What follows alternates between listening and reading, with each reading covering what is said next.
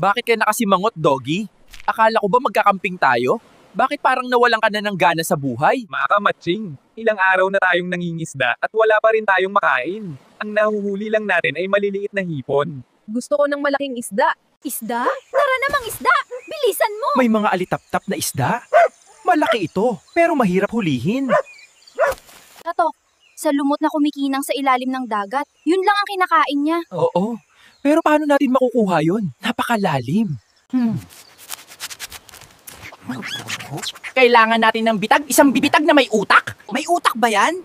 May utak ba yung isa? Oo, pareho tayong may utak. Ang kailangan natin ay pain na hindi pain. At bitag na hindi bitag.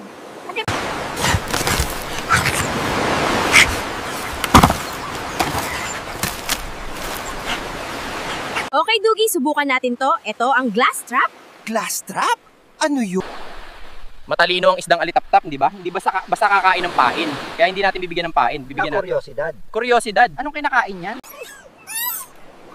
Tingnan mo yung bote na yan. Naglagay ako ng maliliit na bato na kumikinang at kaunting lumot na parang nasa dagat. Yung isdang alitap-tap, mahilig sa lumot at mahilig sa mga kakaibang bagay.